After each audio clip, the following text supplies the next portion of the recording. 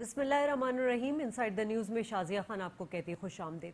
नाज़रीन, आज मुल्की सियासत में पारा हाई रहा। एक तरफ वज़ीर आज़म साहब 50 लाख घरों के मंसूबे का ऐलान करते नजर आए, तो दूसरी जानिब हुकूमती इक़दाम के खिलाफ अपोजिशन सरापा एहतजाज नजर आई।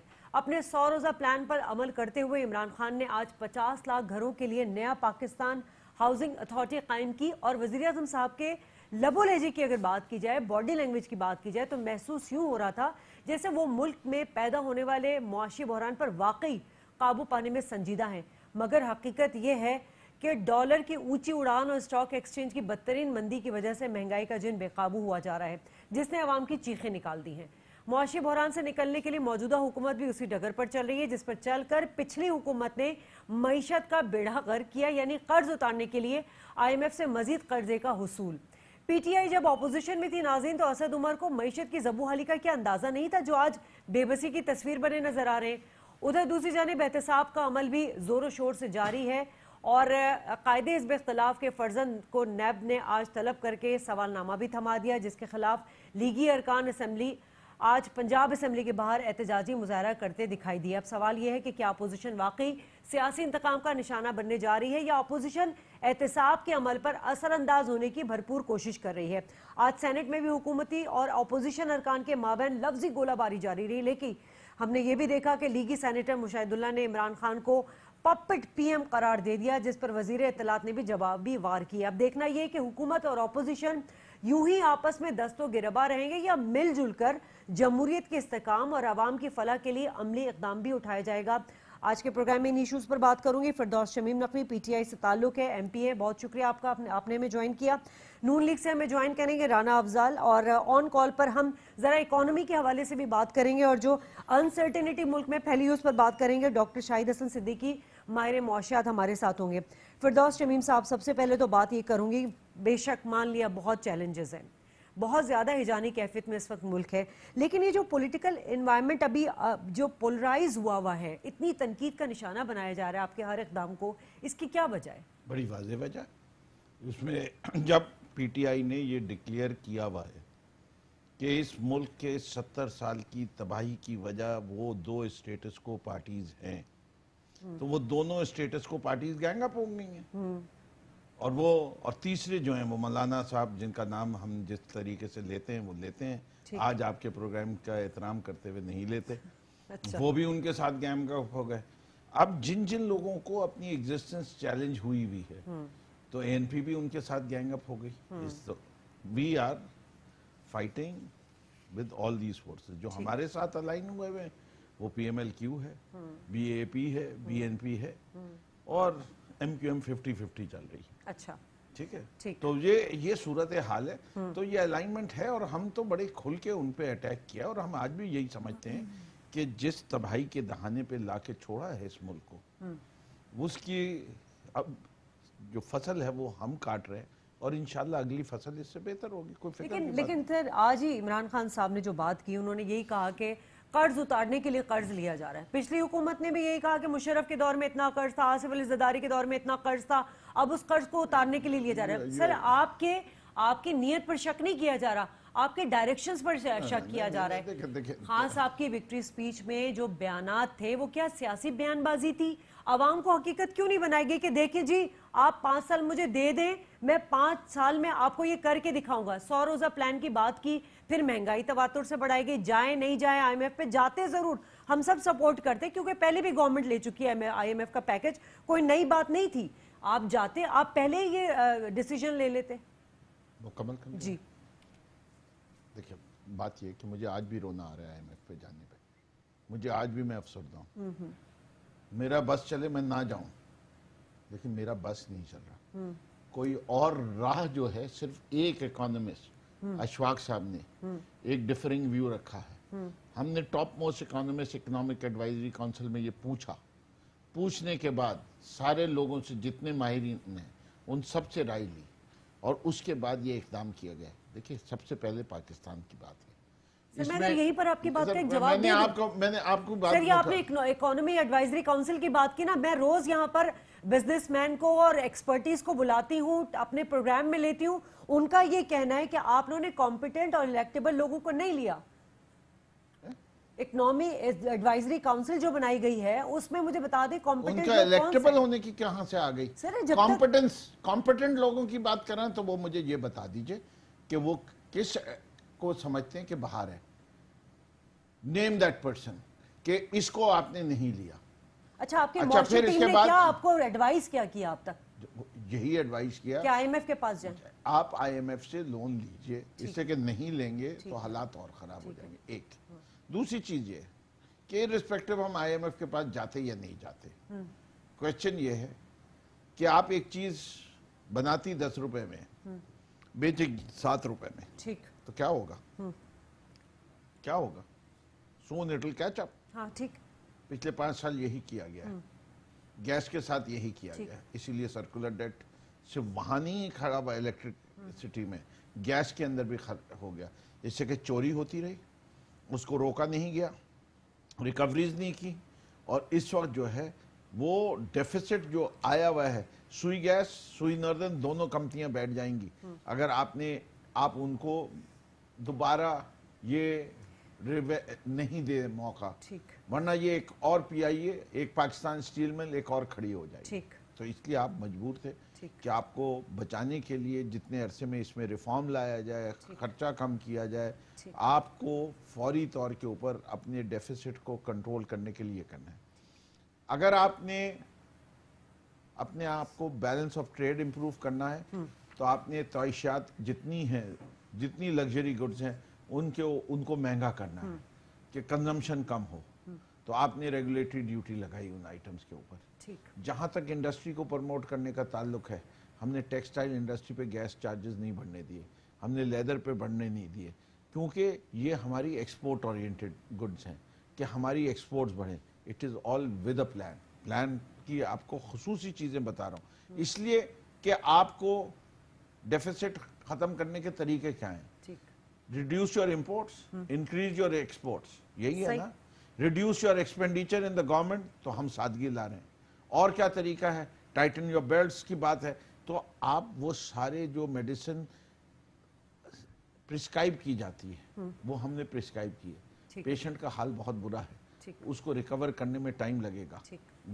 जो भी बुखार की गोली होती है वो कड़वी होती है, मीठी गोलियां अभी आनी ही नहीं शुरू हुई, तो वो मीठी गोली देने वाले चले गए।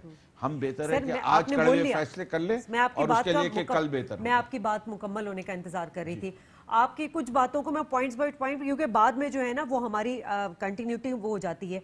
सर, बात यहाँ ये कि अगर मरीज की हालत वाकई बहुत खराब थी तो फिर आपको मरीज को ये जरूर कहना था कि अफाका जरूर होगा, मगर ये 5 साल 3 साल 4 साल कड़वी गोलियां खा लो। अब आपने पहले तो विक्ट्री स्पीच में कह दिया कि हम आते साथ ये कर लेंगे, वो कर लेंगे, फलाना कर देंगे, सुहाने ख्वाब दिखा दिए। सर एक मिनट, मुझे ये बताएं ना, 50,000 घरों का इंतजाम कैसे करेंगे जब आपका खजाना खाली है? स्टील महंगा कर दिया आप लोगों ने, तो फिर पैसे कहां से लेकर आएंगे आप 50,000 घरों के लिए? और दूसरा आईएमएफ के पास हम उसके मेरा इतना ज़हीन नहीं हमें राना कि अफजल मैं ने भी आपके ज्वाइन सारे सवाल याद रखूं। ना मुझे आपने कागज दिया ना कलम दिया कि मैं लिख भी लूं। मैं प्रोड्यूसर से कहती हूँ पेन और वो ला के दे। पेन मेरे हर वक्त रखता हूं। अच्छा, पेपर ला के दीजिए। सर आप ये ले लें पेपर। 50,000 घरों का 5 मिनट दीजिएगा, मैं समझा देता हूं। जी बिल्कुल, राना अफजल ने भी हमें ज्वाइन कर लिया। 50,000 घर जो हैं जी, इस वक्त मुल्क में 3.5 से 4 लाख घर बनते हैं। ठीक, हमने इनकी तादाद को 10 लाख पे लेके जाना है। ठीक है, अच्छा ठीक है। 10 लाख घर क्यों नहीं बनते इस वक्त मुल्क के अंदर? उसकी वजूहात हैं। वो वजूहात ये हैं कि इस मुल्क में रिश्वत बड़ी चलती है प्लानिंग अप्रूवल्स में। ठीक है, प्लान्स के अप्रूवल में 2-2 3-3 साल लगा देती हैं अथॉरिटी। इंफ्रास्ट्रक्चर मौजूद नहीं होता। ठीक है। ये लैंड टाइटल्स के ऊपर बेतहाशा मसला हुआ है।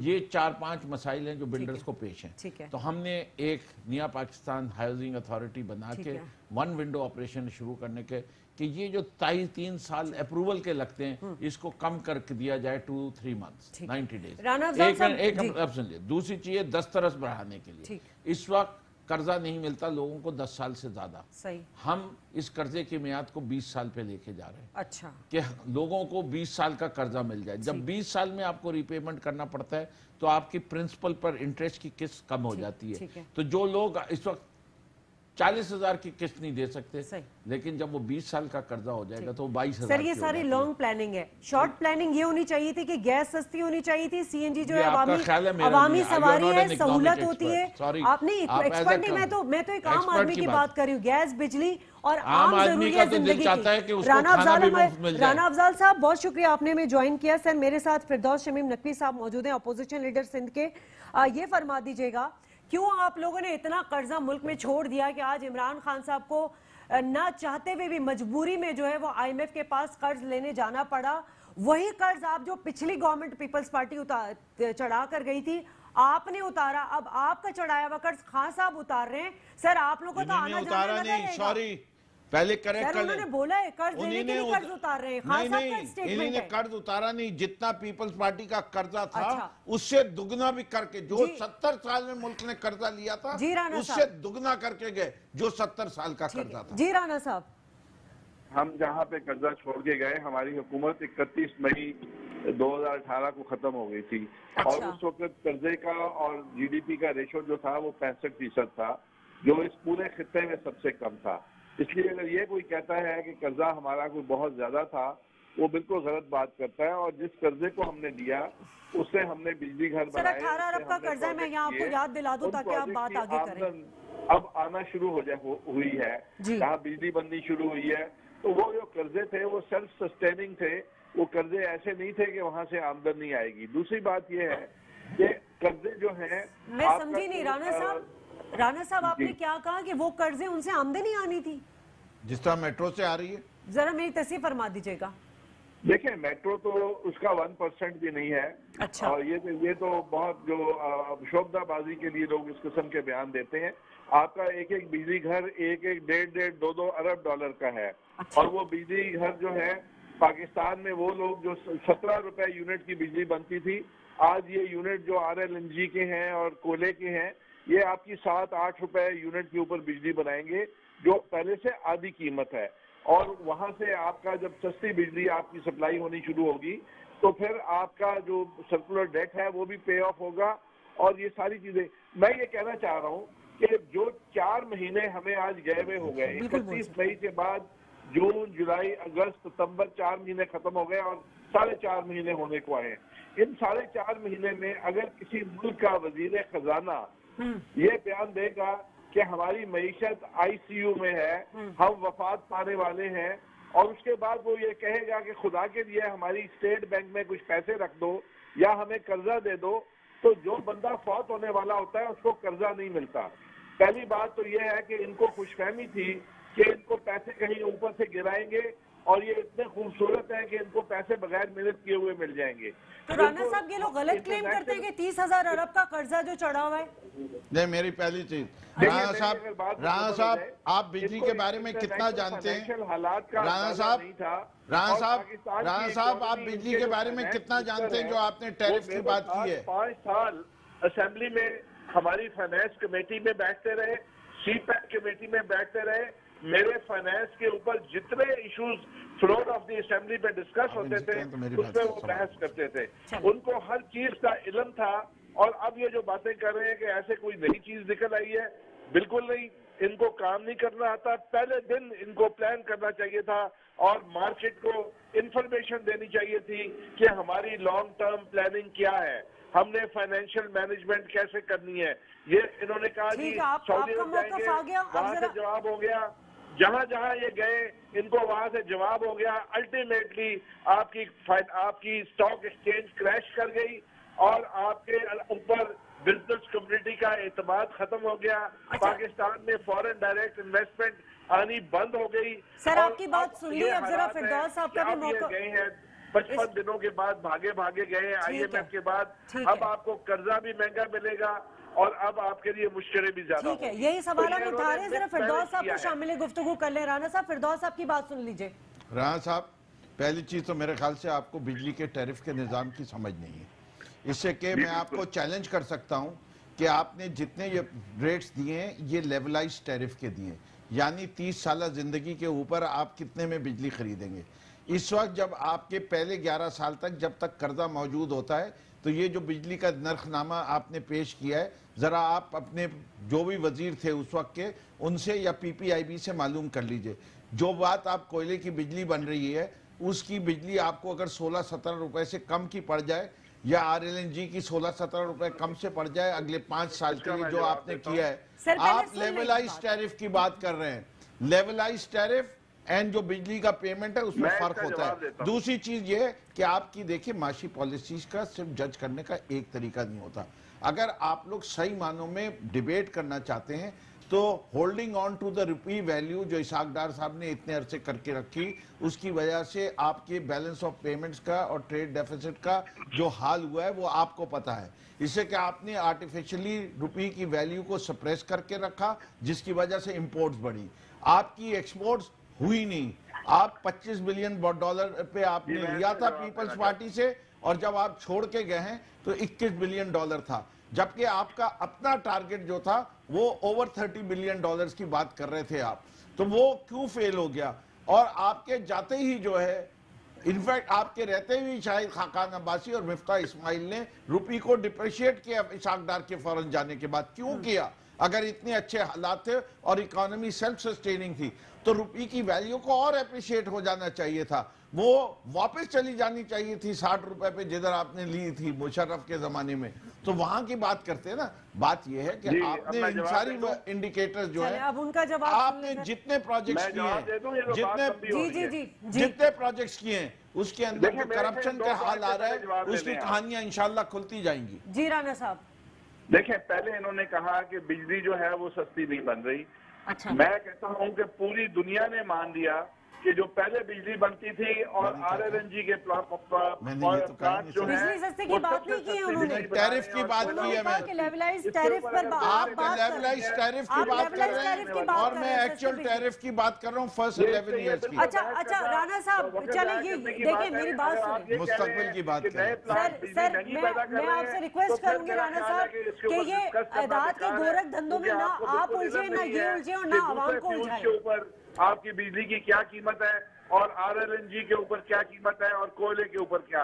کوئلے کے اوپر جو ہمارا اپنا تھر کا کوئلے کے بجلی پلانٹ چلیں گے وہ ہائیڈل پاور سے بھی سستے ہوں گے.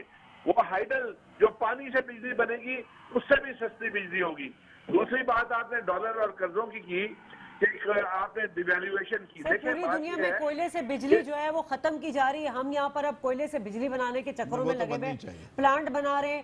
یہاں پہ ہمارے یہاں جو ماحولیاتی جو آلودگی ہے پہلے وہ کم ہے کہ یہ کوئلے سے بجلی گھر بنا کے ہم نے اور اپنی عوام کو ایک عجیب بیماری میں مبتلا کر دینا ہے.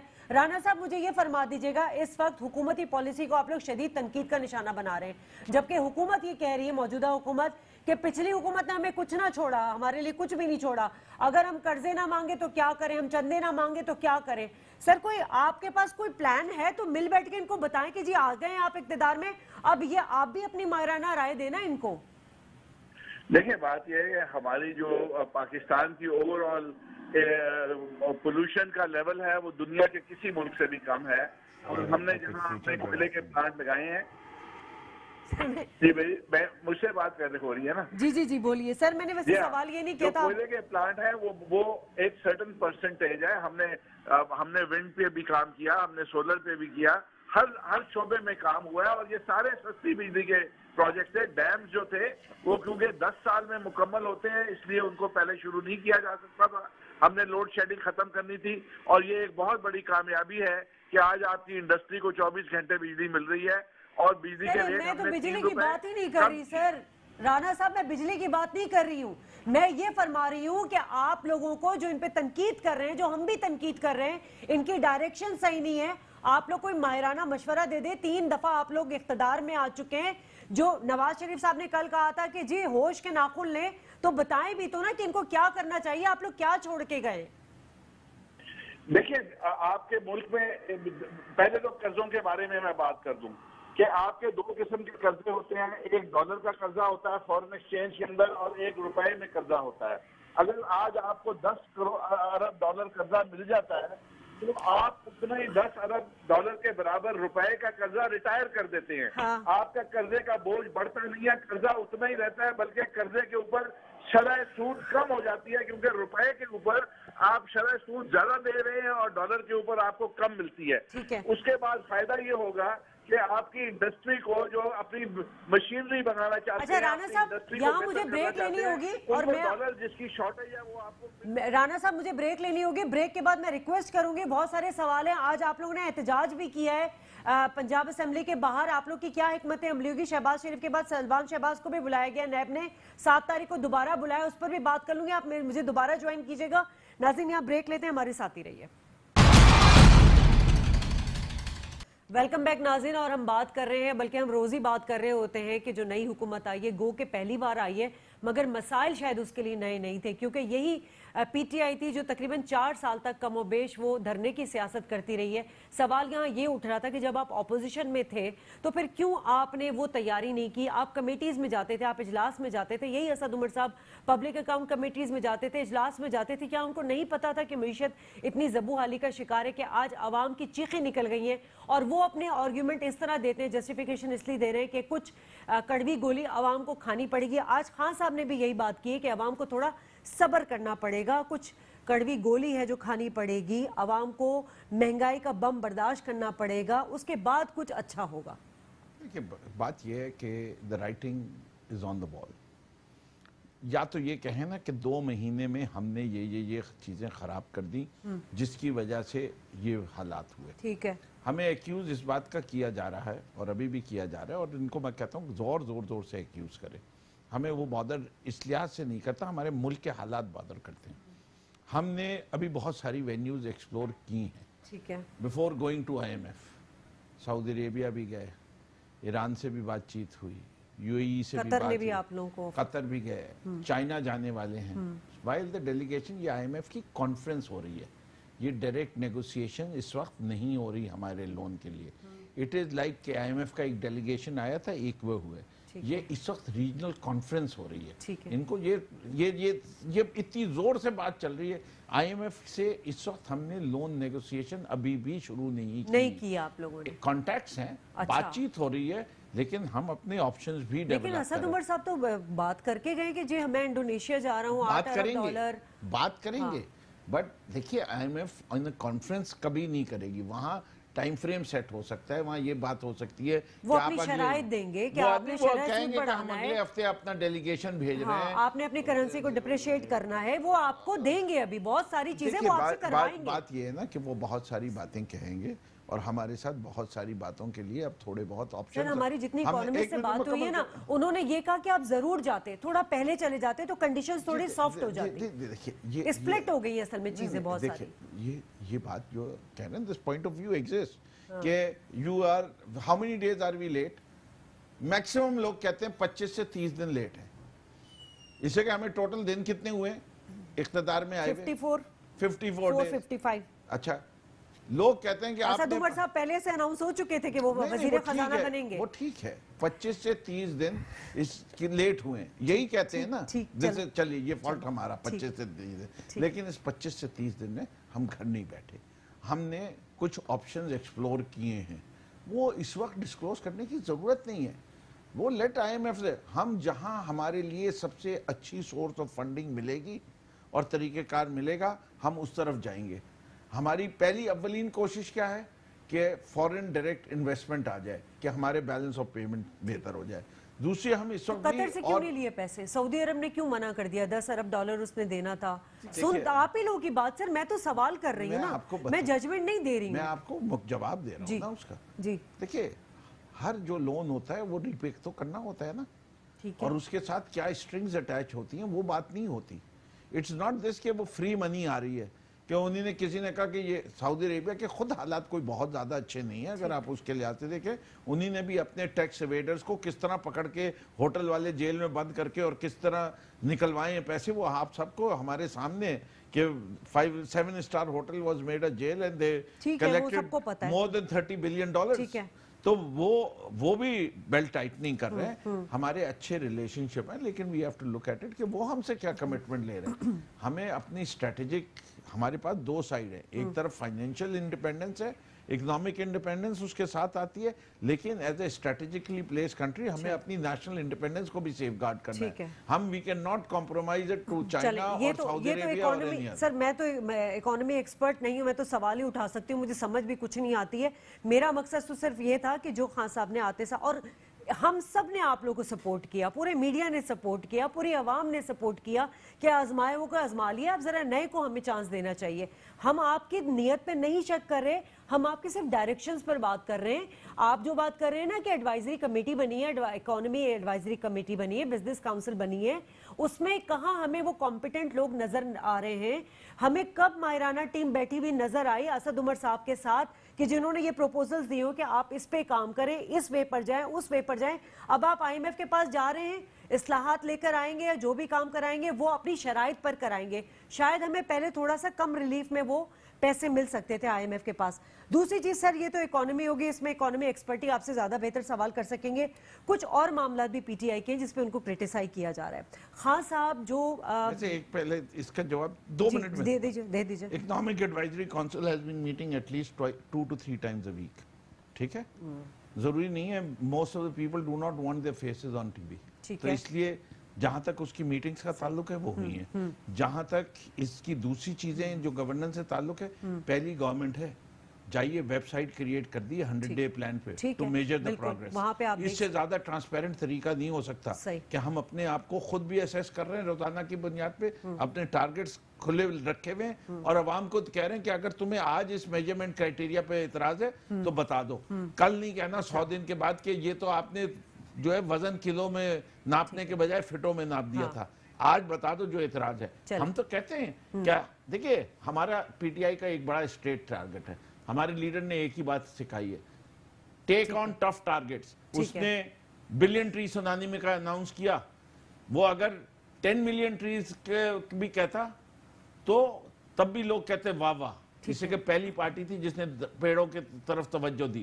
اب سب بات کرتے ہیں کلائمیٹ چینج کی، ہم نے آج سے 5 سال پہلے بات کی. بہت اچھے اقدامات ہیں، ہم نے سراہا ہے. اس لیے اس نے شوکت خانم وہ کہتے تھے نہیں بن سکتا بنا، نمل کہتے تھے نہیں بن سکتا، مفت علاج، وہ میں دوبارہ ریپیٹ نہیں، وہ بہت دفعہ ہو چکی ہے بات یہ. اب ہم ہر چیز کے لیے اپنے لیے ٹارگٹ وہ لیتے ہیں 50 لاکھ گھر. ساری دنیا کہتی ہے نہیں ہو سکتی، ہم کہیں گے انشاءاللہ کر کے نہیں، آپ کریں، بالکل کریں. میں تو صرف یہ پوچھ رہی ہوں بنے گا کیسے جب خزانے خالی ہیں اور اسٹیل مہنگا ہو گیا ہے، مہنگائی اتنی بڑھ گئی ہے. آپ میرے ساتھ ایک خصوصی پروگرام رکھ لیجئے 50 لاکھ گھروں پہ. ٹھیک ہے، 1 hour and I'll explain it to the public. میں پبلک کو بتاؤں گا کہ کس طرح بنے گا. اکانومی کے حوالے سے تو جی شاہد صاحب ہمارے بڑے اچھے دوست بھی ہیں اور آپ کو وہ کنفرم بھی کریں گے. بہت شکریہ آپ کا ڈاکٹر صاحب. میں تو پالیٹکس پہ، کرنٹ افیئر پہ بات کرتی ہوں، اکانومی پہ میری اتنی کمانڈ نہیں ہے، مجھے بھی سمجھا دیجیے گا اگر میں غلط ہوں. ایک طرف سیاست ہے، دوسری طرف معیشت ہے، بہت سارے چیلنجز ہیں پی ٹی آئی کو، لیکن جو تقریر کرتے ہیں اس کے اصل حقائق جو ہے وہ کچھ اور ہوتے ہیں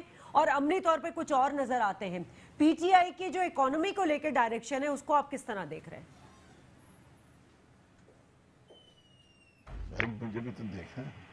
ہیلو جی ڈاکٹر شاہد صاحب، آواز آ رہی ہے آپ کو؟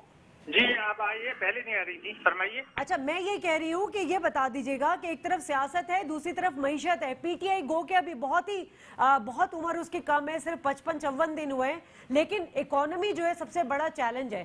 اس کی ڈائریکشن کیسے دیکھ رہے ہیں آپ؟ دیکھیے بات یہ تھی کہ ابھی جو اسٹیٹ بینک کی رپورٹ آئی ہے اس میں انہوں نے یہ کہا ہے کہ اس سال معیشت کی شرح نمو سست رہے گی اور مہنگائی میں اضافہ ہوگا اور جو ہے ترقیاتی اخراجات میں کٹوتی کی ہے. لیکن میں تو سیاست کے بجائے 2 تجاویز آپ کو دے رہا ہوں.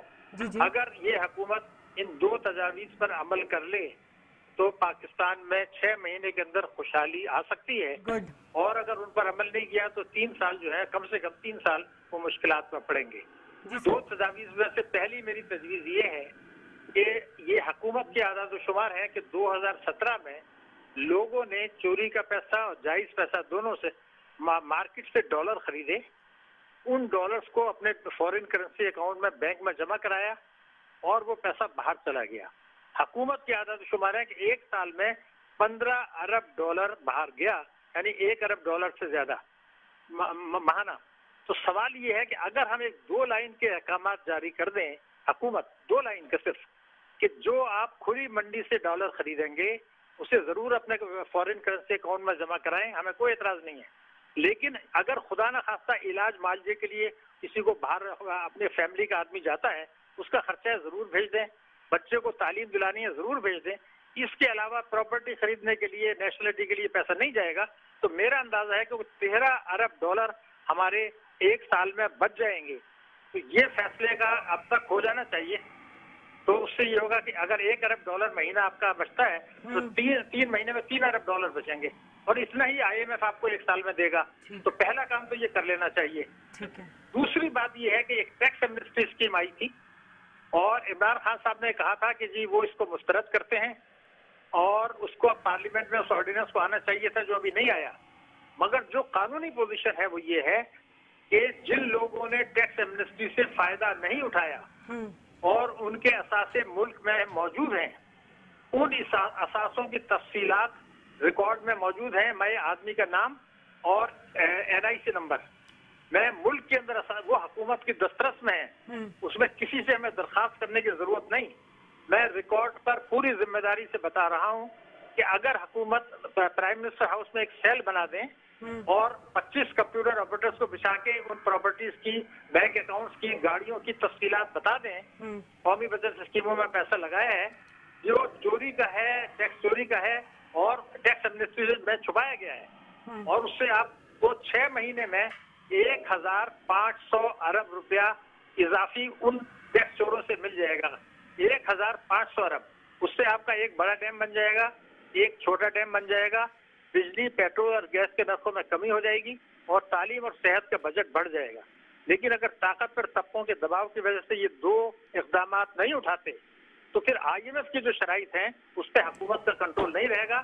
IMF امریکہ کے کہنے سے پاکستان کی معیشت کو کمزور کر رہا ہے اور آنے اس سال اور اگلے سال مہنگائی بڑھے گی. تو یہ فیصلہ اب حکومت کو لینا ہے کہ یہ 2 تجاویز کرتی ہے یا صرف IMF کے حکم پر چلتی ہے. یہ فیصلہ آنے والے دنوں میں کرنا پڑے گا. تو ڈاکٹر صاحب یہ 2 تجاویز صرف آپ ہی کے ذہن میں آئی ہے؟ یہ جو انہوں نے بنائی ہوئی ہے economy advisory council, business advisory council, معاشی ٹیم بنائی ہے، ان کو یہ آئیڈیاز نہیں سوجے تھے؟ کس کو دوں آئیڈیا میں؟ میں نے کہا سر یہ آئیڈیاز آپ کو آئے جو ان کے پاس اکانومی ایکسپرٹ ہیں، جو ان کی معاشی ٹیم ہے، کیا ان کو یہ تجاویز نہیں سمجھ میں آئی ہوں گی؟ ان کے پاس ذہن میں نہیں آئے ایسے خیالات؟ دیکھیے یہ تو پھر اب میں سیاست میں نہیں پڑھنا چاہتا. اگر پاکستان کی پچھلے 30 سال جو گزرے ہیں، 30 سال میں آپ کو بتا رہا ہوں، فوجی حکومت بھی آئی، ایک حکومت بھی آئی، دوسری بھی آئی، صوبائی حکومتیں بھی، ان 30 سالوں میں پاکستان جیسے طاقتور اور مالدار ملک کی گروتھ ریٹ 30 ایئرس میں بنگلہ دیش سے کم رہی ہے. اور ہر حکومت نے کہا کہ ہم نے اقتصادی معجزے دکھائے. مشرف نے بھی کہا، پیپلز پارٹی نے بھی کہا، نواز شریف نے بھی کہا، صوبائی حکومتوں نے بھی کہا. تو آپ 30 سال میں بنگلہ دیش سے بھی پیچھے ہیں اور بھارت تو چھوڑ دیجئے، کوئی نہ کوئی تو کمزوری ہوگی. تو یہ بات اب چھوڑ دیجئے کہ کس کے کیا مفادات ہیں، طاقتور طبقوں کے کیا مفادات ہیں. پارلیمنٹ میں جو لوگ بیٹھے ہیں وہ کہتے ہیں یہ اصلاحات اوور بائی ڈیڈ باڈی. تو جب آپ کسی کو پک کرتے ہیں تو مجھے یہ پتا ہے کہ تمام لوگوں نے، اخبار میں یہ آیا تھا، ایڈوائزری کونسل نے کہا تھا IMF کے پاس نہیں جائیں. حالانکہ مجھے پتا ہے کہ 1 مہینے پہلے اس حکومت نے فیصلہ کر لیا تھا، اس کے دستاویزی ثبوت ہیں کہ ہم IMF کے پاس جائیں گے. لیکن سارے کے سارے کہہ رہے تھے IMF کے پاس نہیں جائیں. ارے بھائی آپ کو عالمی بینک کے پاس جانا ہے قرضے کے لیے، ابھی تو قرضہ لیا ہی نہیں ہے. ابھی تو ہم نے IMF کے پاس جانا ہے، ابھی ہم نے ایشین ڈیولپمنٹ بینک کے پاس جانا ہے، ابھی ہم نے اسلامک ڈیولپمنٹ بینک کے پاس جانا ہے، ابھی ہمیں انٹرنیشنل بانڈس ایشو کرنے ہیں. وہ تمام ہوتے ہی اس وقت ہیں جب IMF کا سرٹیفکیٹ ہو. اس لیے کہ IMF تو آپ کو 3 ارب ڈالر دے گا، آپ کو تو ابھی چاہیے 8-9 ارب ڈالر. تو وہ تو ان اداروں سے ملیں گے اور وہ دیتے ہی اس وقت ہیں جب IMF آپ کو سرٹیفائی کرتا ہے. یعنی آپ کے کہنے کا مقصد ہے lander of last resort IMF جس کے ہم ممبر بھی ہیں، اس میں جانے میں کوئی مذائقہ نہیں ہے، لیکن دیگر آپشنز پر بھی تو حکومت کو کام کرنا چاہیے نا؟ نہیں، میں یہ نہیں کہہ رہا. دیکھیے میں نے تو ابھی آپ سے کہا تھا کہ اگر یہ آپ 15 ارب ڈالر کی وہ 2 تجاویز تو فردوس صاحب نے سن لی ہے. IMF کے پاس جانے کی ضرورت ہی نہیں تھی، ہمارے پاس تو اپنا یہ پیسہ آ جاتا. دوسرا یہ تھا کہ ایک بڑا ظلم ہوا پاکستان کے ساتھ. نگراں حکومت نے ایک آرڈیننس ایکسٹینڈ کر دیا. اس میں تو یہ لکھا تھا کہ اگر آپ کا چوری کا پیسہ باہر ہے تو 5% ٹیکس دے دیں اور پیسے کو باہر رکھ لیں. ابھی آپ یہ کہہ رہے ہیں یہ حکومت کے جی اگر باہر کوئی پیسہ ہے اس کی تفصیلات میں بتائیں گے تو ہم 20% انعام دیں گے. اور نگراں حکومت نے آرڈیننس ایکسٹینڈ کر دیا کہ چوری کا پیسہ باہر رکھ لیں، ہمیں کوئی اعتراض نہیں ہے، ہمیں 5% ٹیکس دے دیں. یہ تو اختیار ہی نہیں تھا. تو عمران صاحب کو چاہیے کہ اس آرڈیننس کو آئین کے تحت 4 مہینے کے اندر اس کو پارلیمنٹ میں لانا چاہیے. وہ نہیں لا رہے ہیں، اس کو لائیں پارلیمنٹ میں، بتائیں کہ یہ غلط ہوا ہے. तो ये सारे फैसले हैं जो असल में अमेरिका पाकिस्तान की मईशत को कमजोर करना चाहता है, IMF को इस्तेमाल कर रहा है, और जो अमेरिका का एक मुमताज तरीन बहुत ही 95 साल का आदमी है, दानिश्वर है, उसने ये लिख दिया कि अमेरिका ने पाकिस्तान के अशराफिया को खरीद लिया है। मैं आपके सवाल के जवाब में यही कह सकता हूँ, वरना तो हमारा कोई कमजोर मुल्क नहीं है, बहुत ताकतवर मुल्क है। एशिया में पाकिस्तान ऐसा है जिसमें बहुत पोटेंशियल है। सॉरी, मैंने कहा एशिया में पाकिस्तान वो मुल्क है जिसमें बहुत पोटेंशियल है। पाकिस्तान में ये पोटेंशियल है अल्लाह के फजलो करम से कि भारत, बांग्लादेश, श्रीलंका, ये जितने कंट्रीज हैं उनके मुकाबले में हम ज्यादा तेज रफ्तारी से तरक्की कर सकते हैं। मैं आपको आज बता दूं, तारीख साबित करेगी कि आपका गवादर पोर्ट पूरे पाकिस्तान को खिला सकता है, हमें उसकी पोटेंशियलिटी का अंदाजा ही नहीं है। हमारा थर पोर्ट हमें 200 साल तक बिजली दे सकता है। हम जो है वो डैम बनाने के बजाय हम जो है ना वो कभी कोयला इंपोर्ट करते हैं, कभी तेल इंपोर्ट करते हैं। सारी चीजें अल्लाह ने आपको दी हैं। हमारा किसान इतना है कि हम एक्सपोर्ट करेंगे गेहूं और चावल, लेकिन वडेरा शाही कल्चर पर मबनी पॉलिसियां हैं, वो मईशत को संभलने नहीं देते। हम बरामद के बजाय, एक्सपोर्ट के बजाय सट्टेबाजी की मईशत पे चले गए। जी बिल्कुल। हमने कानून बना दिया कि चोरी के पैसों को प्रॉपर्टी में ले जाएं तो आपसे कोई नहीं पूछेगा। तो आप 15 करोड़ की प्रॉपर्टी जो कराची, लाहौर, इस्लामाबाद में बिकती है वो 5 करोड़ में डिक्लेयर होती है, उसका 10 करोड़ ब्लैक मनी व्हाइट हो जाता है। क्यों नहीं आप कानून बना देते? तो ये सारा मसला है ताकतवर तबकों से निमट के कानून बनाने का। ये तो ऐसा मुल्क है जो खित्ते में सबसे मजबूत है, लेकिन हम 30 साल में बांग्लादेश और जैसे श्रीलंका जैसे मुल्कों से पीछे चले गए। बांग्लादेश की एक्सपोर्ट इस वक्त $40 अरब है, हमारी $24 अरब है। डॉक्टर साहब, अगर पीटीआई हुकूमत इन तमाम ऑप्शन पर गौर भी करना चाह रही होगी, तो आपने वही बात की ना ताकतवर तबकों का, तो इन पर भी कुछ खलाई मखलूक की जो छाप लगी हुई है, उस इन्फ्लुएंस से ये लोग किस तरह निकले? नहीं देखिए, मैं तो हकीकत पसंदी से बात करना चाहता हूँ। इमरान साहब ने शुरू में जो पॉलिसी बनाई थी वो तो ये थी कि जो आदमी किसी भी पार्टी में रह चुका है हम उसको अपनी पार्टी में लेंगे ही नहीं, फ्रेश लेंगे। अब वो कामयाबी की जमानत था। बाद में जब आप इलेक्शन से 2 महीने पहले आपने दूसरी पार्टियों से लोग तोड़ लिए और 6 पार्टियों से मिलकर हुकूमत बना ली, तो वो ये कहेंगे कि जी हम आपके पास इसलिए तो नहीं आए थे कि अपने पैरों में कुआड़ी मारे। अगर इमरान साहब ये कहते पब्लिक में कि मैंने ये एजेंडा है, गुर्बत खत्म करनी है, महंगाई खत्म करनी है, मैंने दूसरे पार्टियों को नहीं छोड़ना, तो आवाम उनके पीछे चलते। ठीक है, गलत मशवरा दिया गया, दूसरी पार्टियों से उन्होंने तोड़ा, अब वो उनको तंग कर रहे हैं। सीधी सीधी बात, उनके अपने लोग तैयार नहीं है। ठीक है, बहुत बहुत शुक्रिया डॉक्टर शाहिद साहब, बड़ी बेहतरीन तजावीज दी। इन तजावीज पर पीटीआई कितना कंसिडर करेगी, बात करेंगे इस ब्रेक के बाद। वेलकम बैक नाज़रीन। डॉक्टर फिरदौस साहब हमारे साथ मौजूद हैं, और सॉरी डॉक्टर साहब हमारे साथ थे, फिरदौस साहब अब हमारे साथ मौजूद हैं स्टूडियो में। आप लोगों ने इतना उलझा दिया ना एंकर को, वो भी बेचारा कभी आप लोगों की जस्टिफिकेशन दे रहा है, कभी किसी की दे रहा है। एनीवेज, ये 2 ऑप्शंस जिसमें हमारे पास $13 अरब साल में बच जाएंगे, दूसरा 1800 अरब, ये 2 ऑप्शंस आप लोग कितना कंसिडर, कितना हकीकत पर है? देखिए, लेट्स से उन्हें ये 15 अरब जा चुके हैं और ये हर साल जाते रहेंगे। इसको रोकना है। इसको रोकने के बहुत सारे और तरीके भी हैं। फॉर एग्जाम्पल, जो उन्होंने शराइत रखी है वो बिल्कुल सही है, बट पहली चीज ये है कि नो क्वेश्चन आस्क्ड जो डॉलर की पॉलिसी है, इसको आपने एक जगह पे आके रोकना है। इसलिए कि वो आपको इस वक्त मजबूर हैं FATF की वजह से, और कोई वजह नहीं है। आपको वो ग्रे लिस्ट से निकालेंगे ही नहीं। इससे कि अगर आपके यहाँ करेंसी फ्लो विदाउट रिकॉर्ड होता रहा तो आप वो ग्रे लिस्ट में रहेंगे, जिसके और खतरनाक बातें हैं जो आप लोगों ने माजी में सुनते हैं, आज का मौजू नहीं है। ठीक है, तो वो तो डॉलर पे ऊपर कंट्रोल जो आ रहे हैं वो तो आ ही रहे हैं। ठीक है, उसके लिए पॉलिसी बन रही है, वो अनाउंस हो जाएगी। इससे कि अभी हमने कोई पॉलिसीज नहीं अनाउंस की, हमने एक बजट अनाउंस किया, इमीडिएट मेजर दिए कि हुकूमत का काम चलता रहे। एक ये। दूसरी बात देखिए, आप कभी भी अक्रॉस द बोर्ड अगर इतने लोगों को टारगेट करेंगे तो इकोनॉमी बैठ जाएगी। आप चंद लोगों को एग्जाम्पल बनाते हैं, बाकी आप जो है पॉलिसी देते हैं और फिर अपनी पॉलिसी को इन्फोर्स करते हैं, और उसकी वजह से लोग खुद ब खुद आने। हमने कितनी बेल्ट टाइटनिंग की है वो आपको पता है कि इस वक्त हमने कह दिया कि जो ट्रांजैक्शन इस अमाउंट से ज़्यादा होगी वो डेली स्टेट बैंक को रिपोर्ट और कॉल आउट की जाएगी कैश ट्रांजैक्शंस का। ठीक है ना? तो वो जहां भी 10 लाख से ऊपर की ट्रांजैक्शन हो रही है, that is being fade into the computer by the name, और उसलिए ये जो मेजर फ्लोज हैं उसको रोका जा रहा है और टाइटनिंग के मेजर्स हो रहे हैं। तो इसकी वजह से इससे आपको कभी खौफ अपनी इकोनॉमी में इतना नहीं लाएं कि बिजनेसमैन अब जरा सियासी महाजराई की बिजनेसमैन बात को करें। ख्याल रखना बहुत जरूरी सियासी है। महाजराई की थोड़ी सी बिजनेसमैन इज बात the main driver of the economy of the ठीक है, कंट्री। सियासी महाजराई की बात कर लेते हैं। कुछ आप लोग के इकदामात की वजह से पर भी आप पर तनकीद की जा रही है, स्पेशली जो आईजी पंजाब का एक नया शोशा छोड़ दिया गया है कि जी वो उनका डोमेन था या नहीं था, काबीना को बरतरफ करना चाहिए था। सुप्रीम कोर्ट ने सिंध हाई कोर्ट के फैसले को जो है वो मेरा ख्याल है ट्रांसफर पोस्टिंग को अपहोल्ड किया हुआ था, वो नहीं कर सकते थे। इससे भी आप लोग की कुछ मतलब तनकीद में इजाफा हो रहा है, या आप लोग समझते हैं कि बेहतरीन सिमत में आप लोग के फैसले जा रहे हैं? देखिए, हम बेहतरीन तो उस वक्त कहेंगे जब उसके नताइज आएंगे।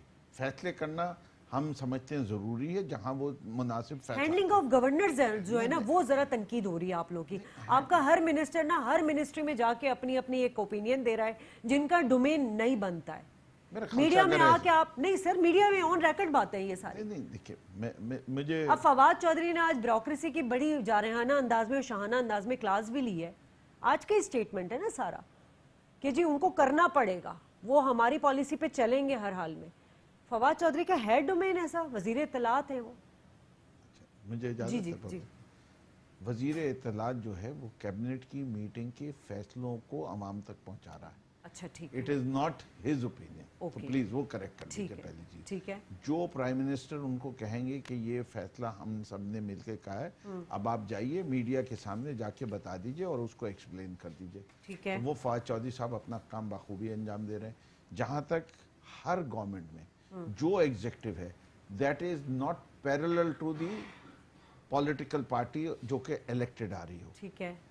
उनको देखिए, एग्जेक्टिव का रोल ये है कि they have to work within the legal framework as allowed कि अगर मैं वजीर हूं और मैं कोई काम ऐसा कहूं कि जो कि गैर कानूनी हो, या ये मेरी पावर में नहीं हो, दस्तरस में नहीं हो आईनी तौर पे, तो मुझे कहेगा sir we agree with your decision but you don't have the powers. अगर आपने ये काम करवाना है तो आपको एक्नेक से अप्रूवल लेना पड़ेगा या कैबिनेट से अप्रूवल लेना पड़ेगा। वो प्रोसीजर बताता है, इससे वो कॉन्टिन्यूस है। तो इसीलिए जुडिशरी एक ब्रांच होती है हुकूमत की, लेजिस्लेशन एक होती है और एग्जेक्टिव अलहदा होती है, और फोर्थ पिलर आप लोग है ऑफ द कंट्रीज। तो ये चार पिलर्स के ऊपर मुल्क चलता है। तो हम जो हैं जब इलेक्टेड होके आते हैं तो पॉलिसी और विजन हमारा है जिसपे उनको चलना होता है, और ये फैसला हम आवाम से लेके आए होते हैं। उनको कानून के दायरे में रह के वो काम करना है। तो इसको मेरे ख्याल से आवाम को भी समझना चाहिए। जो मसला फर्क है सिंध का और पंजाब के आईजी का, वो भी अगर आप 2 मिनट दे दें तो मैं आवाम के लिए समझ। देखिए, सिंध के अंदर एक आईजी जो था उसने गया था कोर्ट के अंदर कि मेरे साथ ज्यादती कर रही है हुकूमत सिंध, एडी ख्वाजा साहब, और वहां सुप्रीम कोर्ट तक से स्टे लिया गया। यहाँ जो पंजाब गवर्नमेंट का फैसला को आईजी को हटाने की बात हुई थी, महकमाना गफलत थी वो जो आप लोगों ने बात की है। जो भी रीजन है, मैं देखिए I respect the IG officer, I also respect mister Nasir Durrani. हर आदमी के अपने स्टैंड होते हैं, लेकिन जो प्रिंसिपली बात हो रही है इस वक्त, पहले एक एस्पेक्ट को ले दें। क्या इलेक्शन कमीशन ऑफ पाकिस्तान रोक सकता था? हमने चीफ सेक्रेटरी, आज तो फवाद चौधरी साहब ने कहा उनका इख्तियार ही नहीं है। हमने चीफ सेक्रेटरी हटाया है। ठीक है, चीफ सेक्रेटरी को क्यों नहीं रोका, आईजी पे क्यों रोका? उनका इख्तियार नहीं है। इससे कि अगर पूरे सूबे के अंदर हो रहा होता तो नहीं हो सकता। हाँ, जिस कॉन्स्टिट्यूएंसी के अंदर ऑफिसर्स पोस्टेड है उनको हम नहीं हटा सकते इलेक्शन कमीशन के। IG is for whole of Punjab, और टोटल नेशनल असेंबली की पूरे पाकिस्तान में 15 सीटों पे इलेक्शन हो रहा है। पूरे पाकिस्तान के अंदर जो प्रोविंशियल असेंबली की सीटें हैं वो कोई 35-36 सीटों के ऊपर इलेक्शन हो रहा है। तो ये इसके ऊपर ये आईजी के ट्रांसफर को नहीं रोक सकते इलेक्शन कमीशन ऑफ पाकिस्तान। ये इलेक्शन कमीशन ऑफ पाकिस्तान वो है जो अपॉइंटेड हैं by Nawaz Sharif and PPP, not by PTI. तो हमें तो इनकी एग्जिस्टेंस के ऊपर जैसे ही हमें पहला मौका मिलेगा विद द ऑपोजिशन कंसल्टेशन में, जो आइन का तरीका है, ये हम इंशाल्लाह इलेक्शन कमीशन को रिकंसिडर अच्छा, अब ये बता दीजिए, इमरान खान साहब ने तो कहा है कि अब जरा आवाम को सब्र करना होगा। जरा आसान लफ्जों में बता दीजिए आवाम को और क्या क्या कड़वी गोली निगलनी होगी, आवाम को और कितना सब्र करना होगा। अभी IMF के पास जाएंगे, अभी तो प्रॉपर गए नहीं है आप, अभी उन नेगोशिएशन हुई नहीं है। जो भी होगी उसमें महंगाई में इजाफा होगा, सिंपल इज दैट। अब लोगों को शरह सूद का इजाफे का नहीं पता, करेंसी डीवैल्यू हो रही है वो नहीं पता, महंगाई में इजाफा होगा। आवाम को कितना सब्र करना होगा?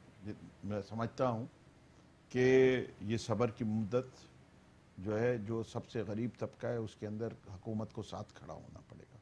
हम अपने गरीब तबके को पिसने नहीं दे सकते, ठीक है ना।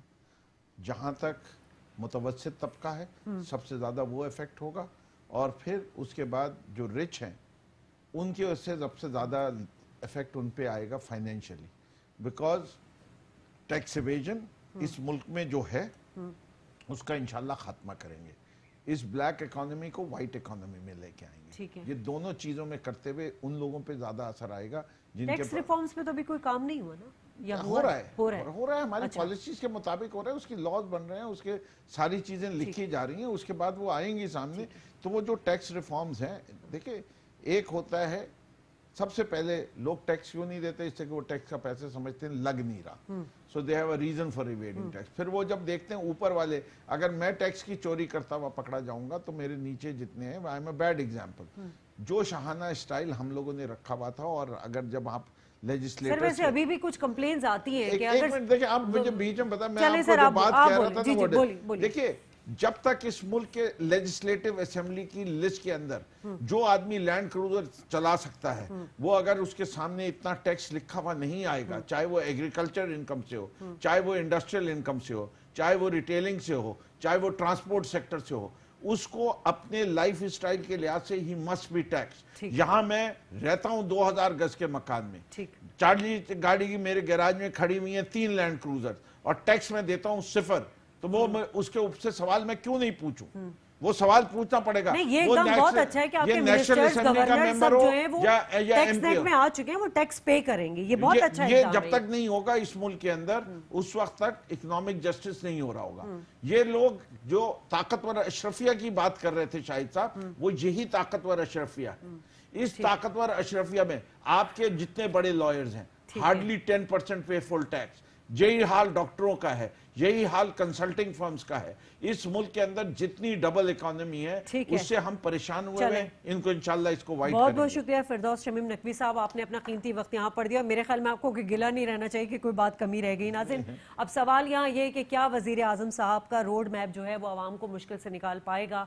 आवाम को बहरहाल सब्र करना ही होगा। शाज़िया खान को इजाज़त दीजिए, अल्लाह ने के बाद।